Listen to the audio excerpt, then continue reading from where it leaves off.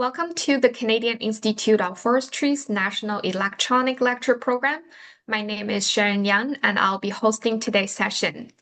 Today is Thursday, March 24th, 2026, and this is the 8th session in the e-lecture series entitled Applied Research Perspectives Across the Canadian Forest Service. The series is a collaborative effort coordinated between the Canadian Forest Service and the Canadian Council of Forest Ministers. The CIF-IFC is very pleased to collaborate and host these webinars. For today's session, we're pleased to welcome John Little, who will present an overview of the Canadian Wildland Fire Information Framework, CWFIS 2.0 website, and the Wildfire Intelligence and Predictive Services.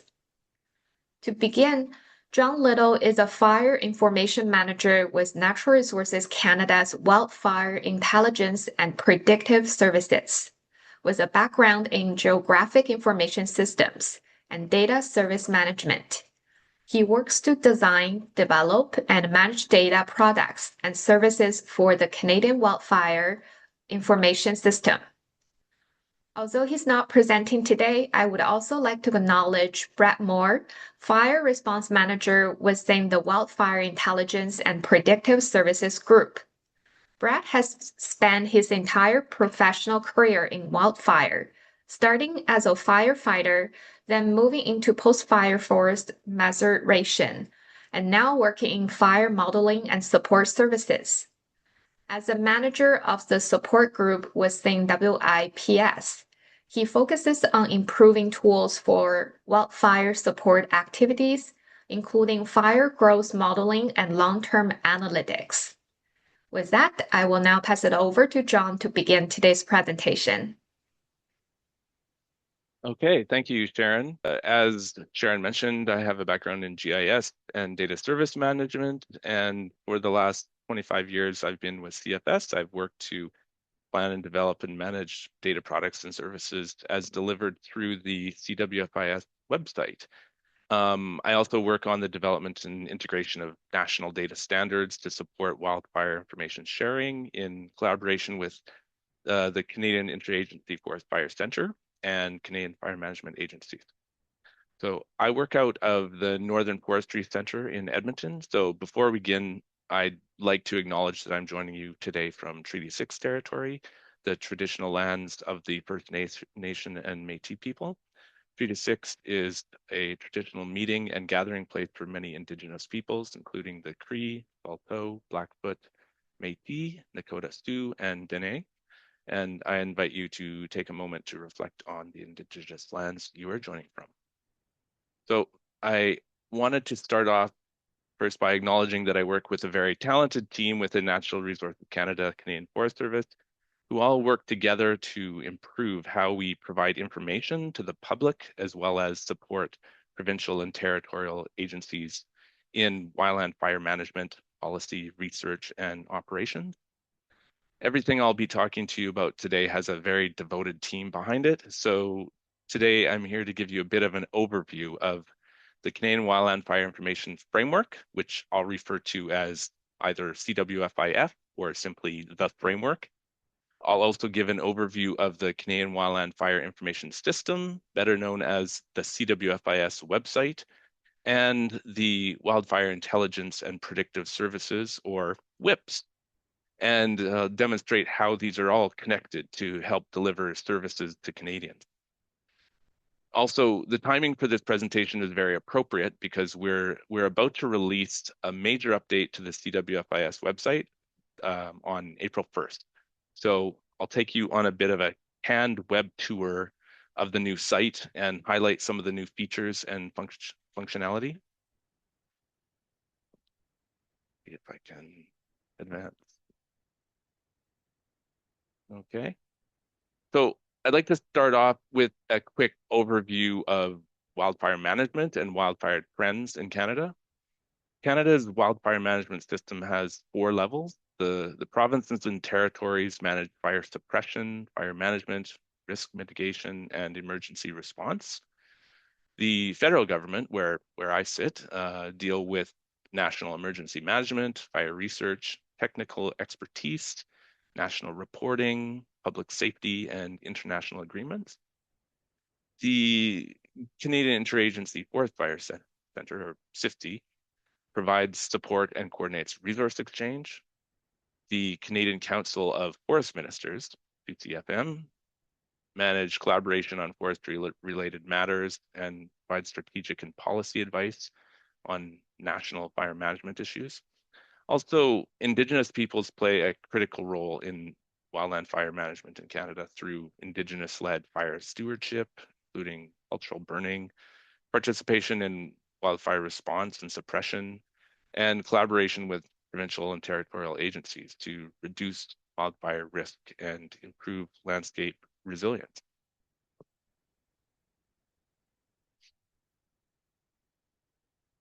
Wildland fires are increasing in size and intensity. Annual cost for fighting wildfires total over $1 billion per year. Canada's wildland urban interface is growing. Canada has more than 32 million hectares of interface areas.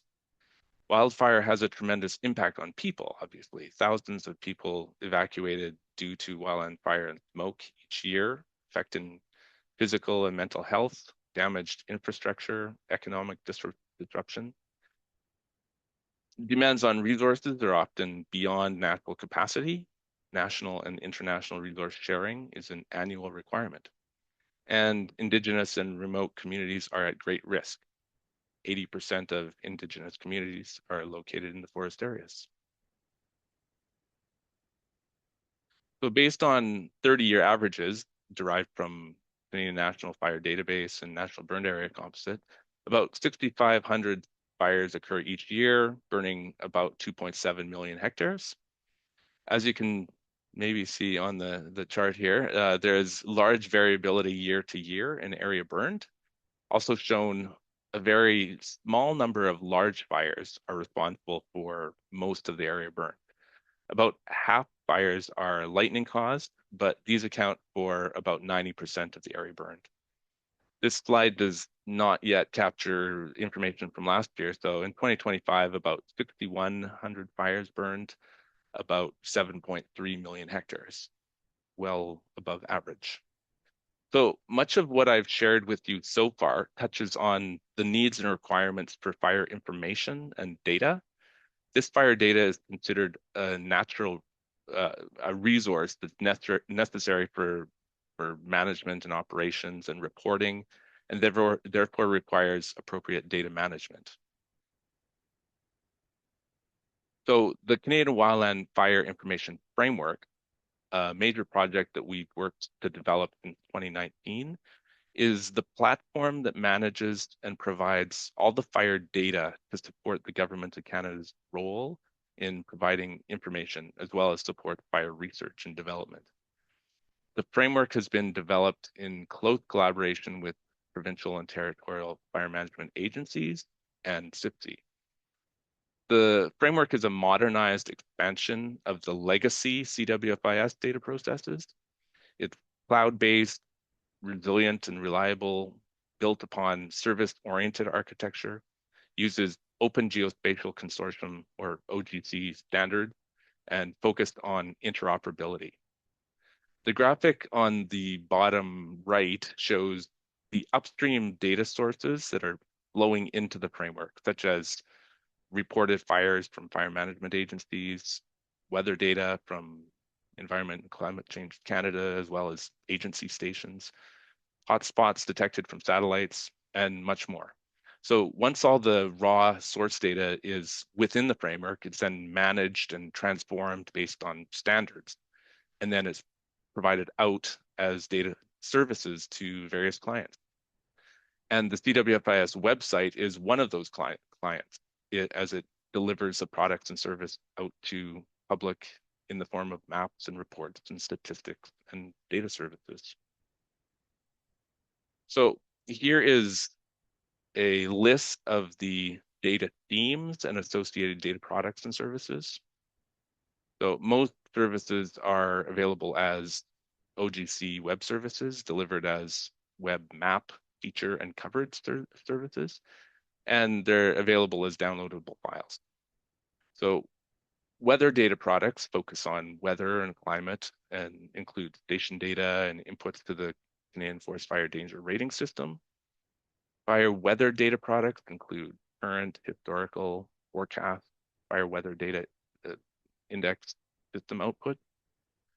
Fire behavior data products include output to the Canadian Forest Fire Behavior Prediction System, fire growth modeling inputs, outputs, and experimental burn data sets. Fire mapping and monitoring data products focus on fire locations, fire perimeters, burned area, satellite detected hotspots, remote sensing imagery, and other wildfire monitoring data sets. Fire impact products include smoke and air quality and evacuations due to wildfire and smoke. Forest and fuel characterization products provide forest attributes and fuel types. Fire risk data currently includes wildland urban interface data sets. Fire occurrence prediction products focus on the prediction of wildfire, including model inputs and outputs and lightning strike data set. Now, most services are public. However, some are restricted, available for internal clients and shared with agency partners for fire operation use. Also, this is a bit of a snapshot in time as it will continue to grow as new products and services become available.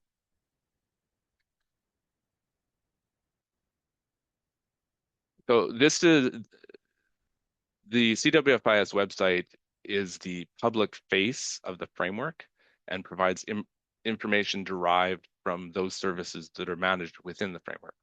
This slide shows the legacy website. So if you go to the site today, this is what you'll see.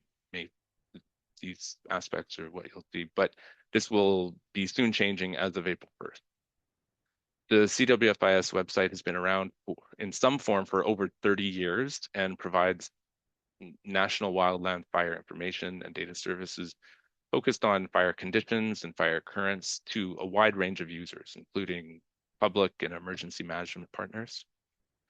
So weather data is collected from over 2,500 weather stations across Canada and the US, and is used to produce current and forecast fire weather and fire behavior maps, outputs to the Canadian Forest Fire Danger Rating System.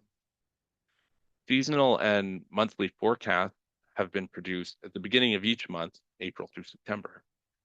Reported fire locations are collected from fire management agencies across Canada, and satellites are used to detect hotspots and provide burn area estimates. Also, a national summary report provides an overview of fire conditions and prognosis throughout the fire season. So this graph here, although not updated with 2025, shows the increasing traffic on the CWFIS website over the years, showing the number of unique visitors, ranging up to, what is it, over 5 million unique visitors over the years, corresponding with area burn. So more area burn that's burning in the seasons brings more fire activity and more hits to the CWFIS website. The increasing demands on the website and services translates to the need to modernize and redevelop the website. So as a part of the larger framework project, we recognized the need to update and modernize the CWFIS. So this redevelopment is the most comprehensive update since the system was first launched 30 years ago. We've gathered extensive feedback through user surveys, and we conducted a series of engagement sessions with 8 user groups led by Fuse Consulting to gather needs and requirements from clients and stakeholders. And we now have a redeveloped website based on the input that's gathered from these user groups. And we've utilized the data management and services delivered by the framework. The new system was soft launched earlier in February, mainly to gather user testing. And the official public launch is April 1st. So it'll be available for this year's fire season. The new system will be found at the same URL address as the legacy website, and in a few minutes I'll take you on a tour of the new website. As part of our consultations, we developed this framework and system in close collaboration with fire management agencies and CIF-IFC. Their insight helped us really understand what was needed to make the platform useful in a day-to-day operations. We also put a lot of effort into making the new system more intuitive and user-friendly. Our goal was to ensure that people don't just have access to data, but they can navigate it easily and make sense of it quickly. We believe all of our user groups, from analysts to operational staff, public and decision makers, will find value in the new platform. So the framework is really the digital backbone for Canada's wildland fire information and predictive services. The services provided by WIPS heavily rely on the data managed within the framework, but also WIPS helps contribute to the services offered. So before taking you on a tour of the new website, I want to touch on the services delivered by the 4 groups that make up WIPS. The research and development team worked to develop and operationalize new tools based on wildfire science and provides a bridge to integrate these new models and tools into the framework. They provide ongoing development, guidance, and support to collaborators for fire models and applications. The support team provides direct wildfire support to other government departments and provincial and territorial fire management agencies. They provide targeted wildfire briefings and develop training and exchange knowledge on wildfire intelligence tools and fire growth models. The meteorology services prepare weekly and seasonal fire weather forecasts at a national scale. They assist other government departments, CIF-IFC, and other fire research organizations, including international groups.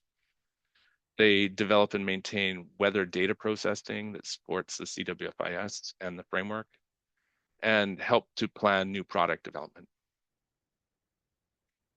The data and information team work closely with CWFIS and framework IT team to plan products and services based on business needs and requirements.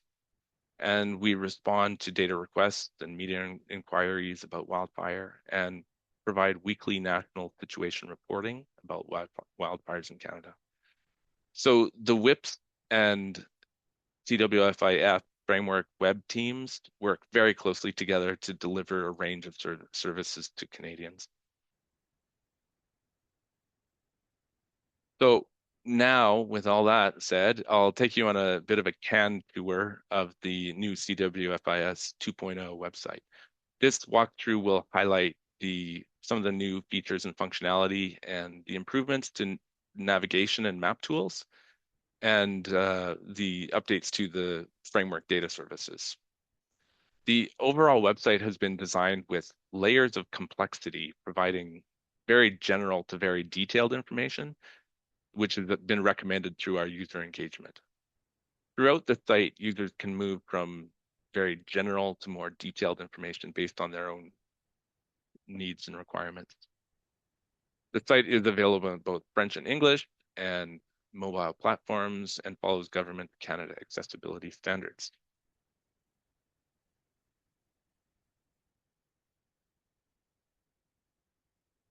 The new CWFIS landing page provides a very general overview. It tells the overall story of wildland fire activity and current conditions across Canada. It provides a level of detail that the general public user wants, as identified through the user engagement. The map carousel provides key maps showing information on agency reported active fires, fire danger conditions, satellite detected hotspots, and smoke due to wildfire. The stats panel provides a quick snapshot of the current day and year-to-date fire statistics, number of fires, area burned. Further down on the landing page, there's quick links to additional information and resources. For example, links to all fire management agency websites, CIF-IFC and Parks Canada. Also, you'll find additional content about current and forecast conditions, featuring an interactive map, the National Wildland Fire Summary, forecast conditions section, and a static map viewer. The Explore and Learn section provides more general resources about wildland fire in Canada, fire history data explorer, background information with details about data sources, methods, models, and publications, FAQs about CWFIS, and resources about Indigenous fire stewardship through the Red Fire Lab. Under Services, Tools, and Applications, you'll find links to the data catalog and helpful resources about how to use and access CWFIS data services. We'll now continue the tour by having a closer look into some of the areas of the website available from the landing page, starting with the interactive map.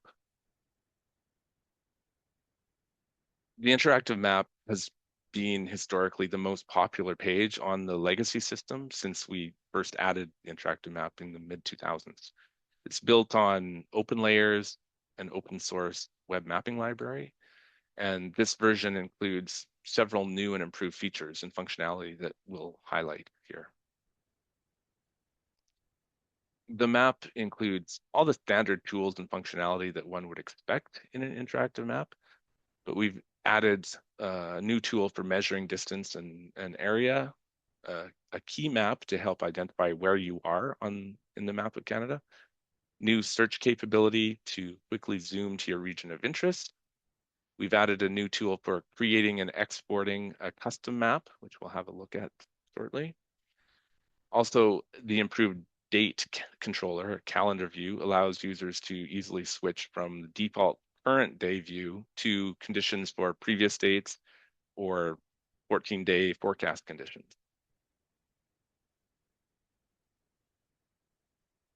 A significant new feature is the added capability to view either a standard or a advanced layer controller. So the standard layer controller features many of the common map views of interest to more general users, such as reported active fires, satellite detected hotspots, perimeter estimates, fire weather, fire history, as well as includes some new observed and forecast smoke layers. The new advanced layer controller includes many additional layers organized under those key data themes. For example, all the layers found under fire mapping and monitoring, weather, fire behavior, fire impact, forest and fuels characterization. This enables users to view most of the publicly available data layers delivered through the framework.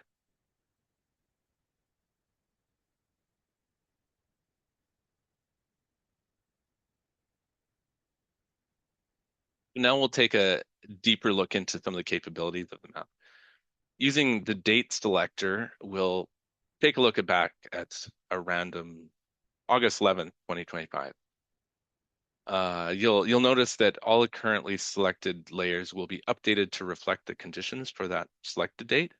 In this example, the active fires and fire weather index data layers are selected for the chosen date. On this screen, you'll see the fire weather theme is expanded under the advanced layer controller. So users can view and toggle any of the FWI map layers. And similarly, each data theme will have several map layers to choose from. On this screen, you see we've zoomed into a particular region of interest. You'll see in the key map where we're located in the northeast corner of BC. And we've clicked on the map to retrieve pop-up information for all the layers displayed for that location, the little red icon there. Information about the active fires and the fire perimeter layer are displayed. For each map in the layer controller, users can expand the layer display to view more information and details about that layer. For example, you'll see timestamp information indicating when the data was last updated, the map legend, legend classes, links to view the full layer description. Also, the data access link will take you to the data catalog where you can get more information and connect the data services and downloadable products associated with that product. We'll visit the data catalog a little bit later. Also, you'll see a link to view tabular data for the feature layers. This view data table link under each feature layer is another new key feature, which enables users to view all the records for that select feature layer, or users can choose to confine the table display to show only the records within the chosen map extent. So that's a nice feature to focus specifically on the area of interest. The table view includes some basic filtering, sorting, and each record in the table has a zoom to feature capability. These provide some useful new functionality for power users. Now we'll finish up the tour of the interactive map by showing this new feature that will help users easily create and export a custom map. This tool opens a window that shows a map with all the selected layers and lets you customize the layout and design and then export to a chosen format. This will be very easy to and useful just for making a quick custom map, something that our legacy interactive map didn't offer.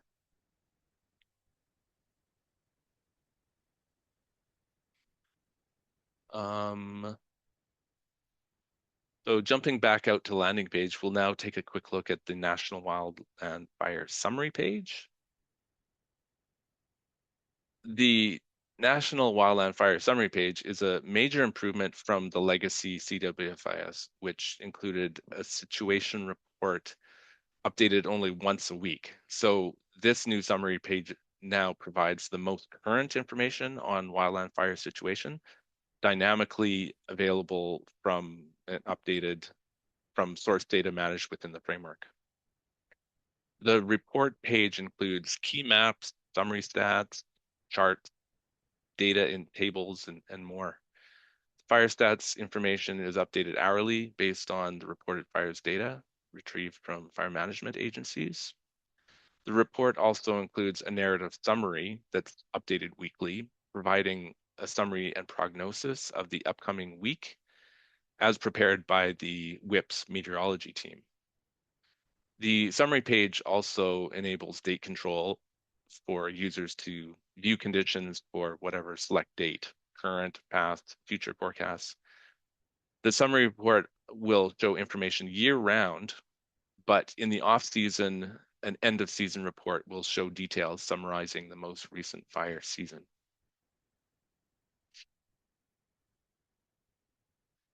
The summary report also features this new wildfire pulse infographic.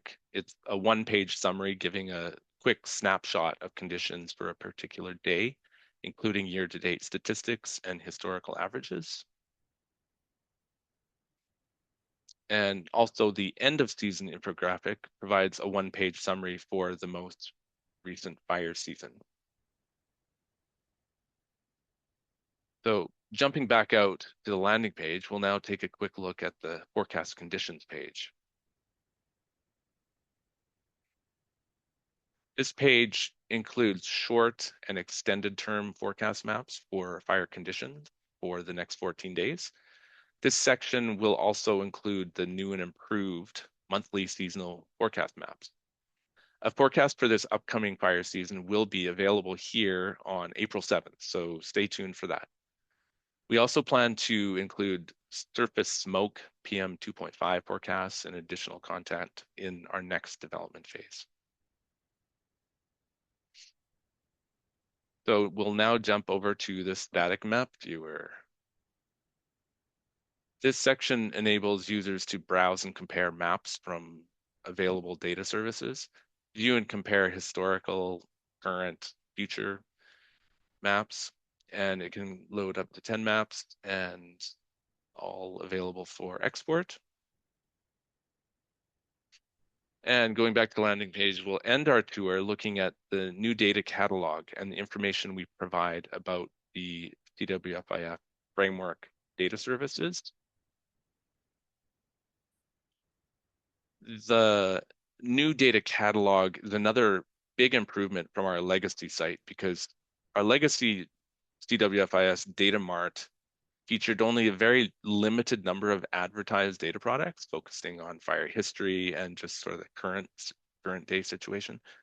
The new CWFIS 2.0 data catalog enables search and discovery and provides detailed information for most all publicly available framework data sets. And all products are advertised in the data catalog. They're managed using a GeoNetwork. GeoNetwork is a useful tool for managing metadata and will be available via a catalog service. We're planning to make all the core CWFIS services available via Open Data Canada portal. The data catalog section of the website has a main page, what you see here, a search page, and pages for each individual data product service. The main page includes broad search criteria, displays some of the most popular data sets, and provides access to more data-related resources.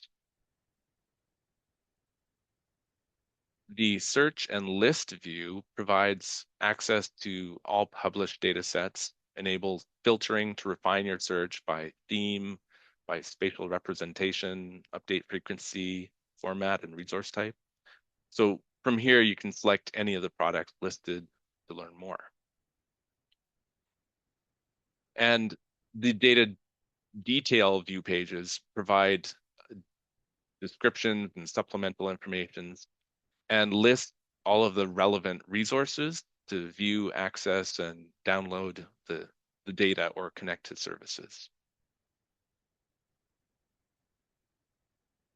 So that takes us to the end of the tour and really the end of the presentation.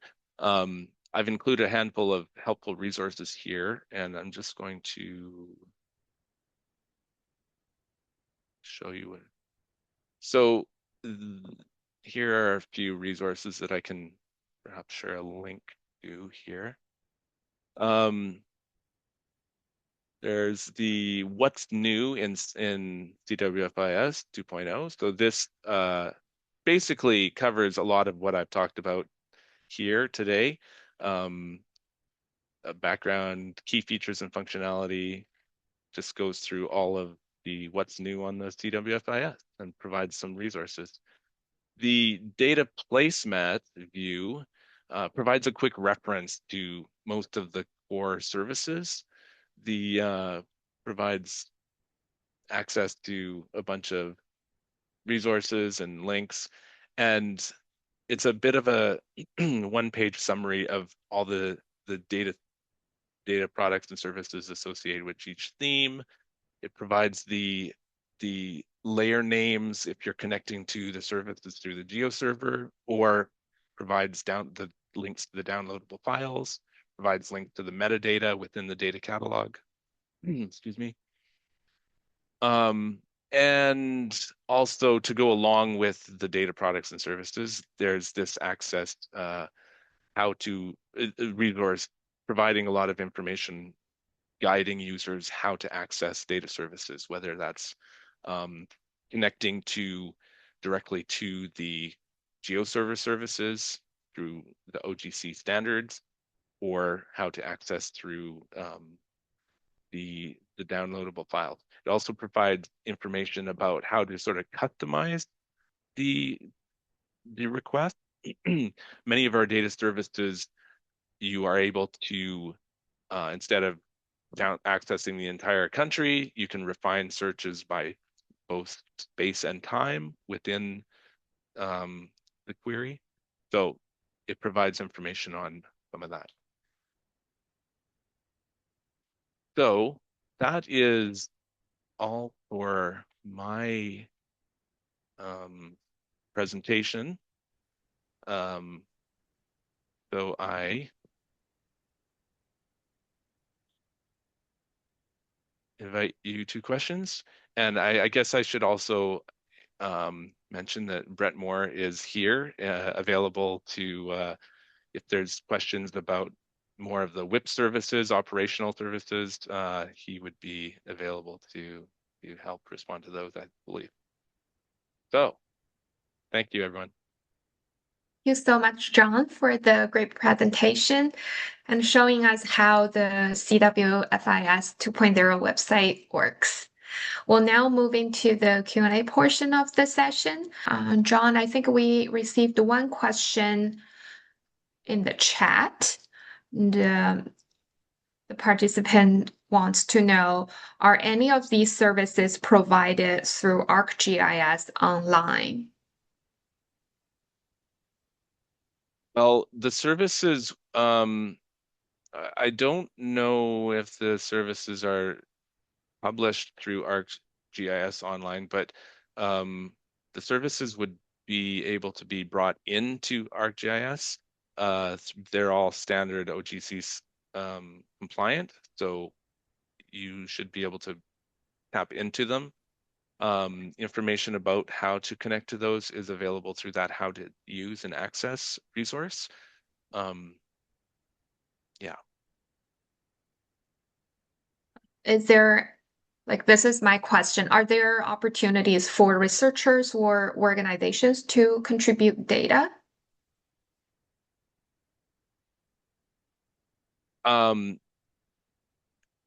We have something that we will be expanding through the framework project is a collaboration portal.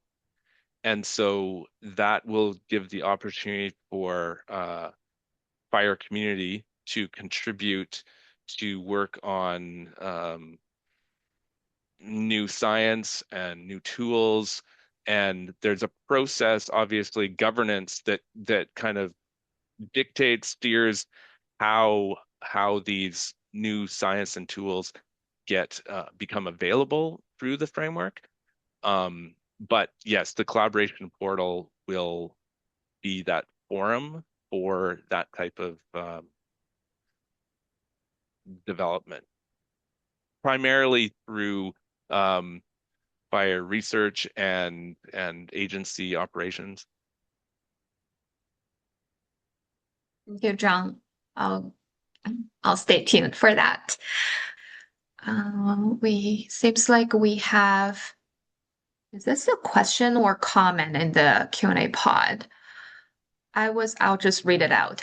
I was following along with the CW Fire Information website online live, and it was similar to the product you demonstrated, but several features like the menu is different.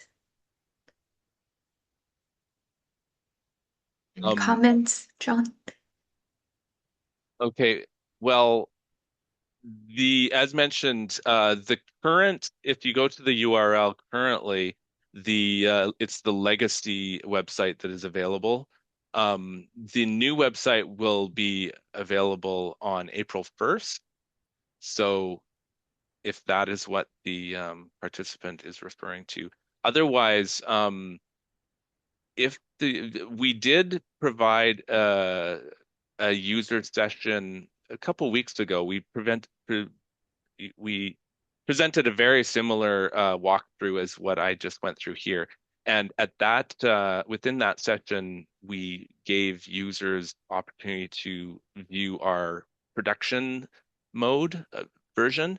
And that was not the public facing version that will go live on April 1st. So there might be some changes that have occurred from that production version to what will go live on April 1st. So either, yeah, it could be that either the person's looking at the legacy site or a production version. Thank you, John. One more question. It's still my question. What advice would you give organizations looking to incorporate wildfire data into their planning? Well, how to incorporate wildfire data into planning. Well, I mean, through the whole framework progress, and we've worked closely with, you know, for my entire career, I've worked closely with 50 and fire management agencies on the development of data standards. And I think that that is a very key and critical aspect to successfully working with fire data, ensuring that working with standards both technical and semantic. So that refers to technical using open geospatial standards to ensure interoperability and easy for sharing. Also semantic standards, which, the standardization of uh, attribute names and values can help when working with multiple inputs and sharing data across platforms. So yeah, basically it's all about standards. Thank you, John. But feel free to reach out if you have any questions for John and Brett, and we'll connect you with them. All right, thank you all for participating in our CIF electronic lectures. And once again, thank you very much to John for the great presentation. Bye, everyone. Thank you. Bye, everyone.